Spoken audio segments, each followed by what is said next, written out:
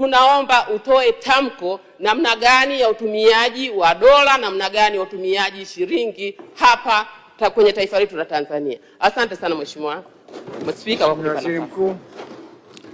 Mheshimiwa Spika, nimshukuru sana Mheshimiwa mbunge Suma Fyandomo kwa swali lake la kizalendo kweli kweli. Mheshimiwa Spika, swali alilolileta Mheshimiwa mbunge ni jambo la kisheria na ni jambo la kikatiba. Sarafu rasmi kwa malipo halali ndani ya nchi yetu ni shilingi ya Kitanzania. Hili si jambo la kupenda kwamba ni una option kwamba kwa sababu umependa kutumia, na wala si jambo la kirafiki hivi. Ni jambo la kisheria na ni jambo la kikatiba.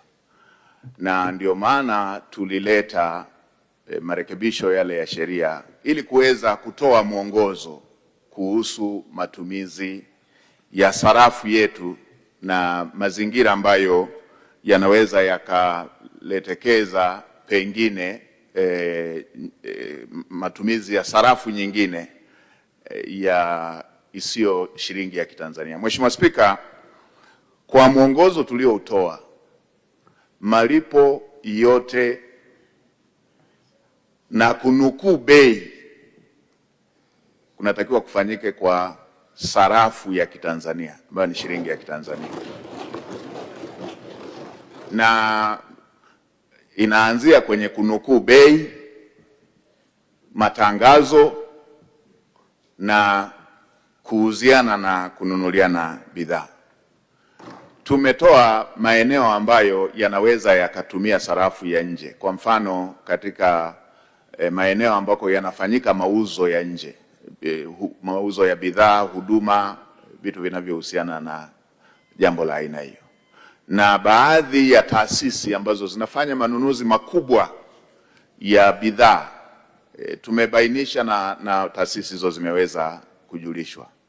Lakini kule kutumia matumizi ya sarafu isiyo ya Kitanzania kiholela, kwa kweli ni kuvunja sheria, ni kutokuwa wazalendo wa nchi yetu na sarafu yetu, na tumeshafuta baadhi ya maeneo ambayo yalikuwa yamepitiliza na tumetoa miongozo hiyo. Kwa mfano, hata ndani ya taasisi za serikali kabla hatujatoa mwongozo huo kulikuwepo na mambo ya wapi leseni, mtu anaambiwa atoe dola. Kulikuwepo na uagizaji wa mizigo pengine katika baadhi ya taasisi zikichukua za serikali zikifanya malipo kwa dola. Haya yote tumeyakomesha, na sasa tumeendelea kutoa elimu kwa Watanzania wote kwamba sarafu yetu ya nchi ni shilingi ya Kitanzania.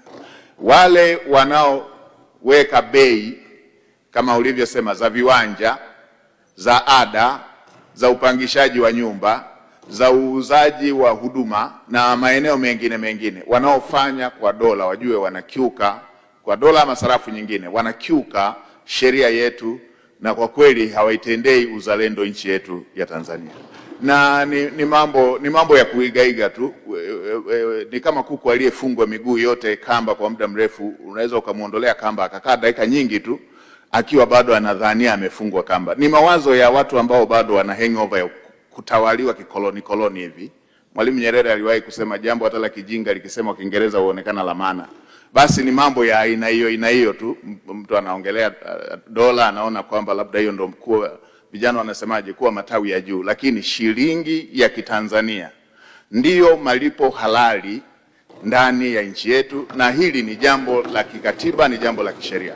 Mheshimiwa Spika, serikali tunatamani zaidi kutoa elimu wananchi waelewe kuliko kwenda moja kwa moja kwenye adhabu, kwa sababu hata kama mtu atasema wenda nikakwepa adhabu, lakini maeneo yako mengi tu anaweza akafanana na makosa unapotumia fedha ya kigeni. Wengine wanafanya utakatishaji wa fedha chafu kwa kutumia kutangaza vibei vya vidola ili baadaye aonekane aliuza viwanja, lakini ni michezo michafu tu.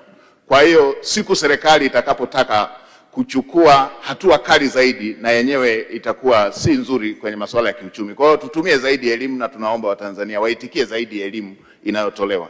Nielekeze taasisi zetu zinazosimamia sheria, Benki Kuu ya Tanzania pamoja na taasisi zingine na vyombo vya dola, tuendelee kufuatilia mienendo ya aina hii, ili wale watakaotaka kutumia kunukuu bei ama kuuza bidhaa kwa fedha za kigeni ili kuficha mambo mengine yanayojificha yakiwemo utakatishaji wa fedha haramu na mengine, tuweze kudhibiti vitendo vya aina hiyo, kwa sababu ni kinyume cha sheria. Mheshimiwa Spika.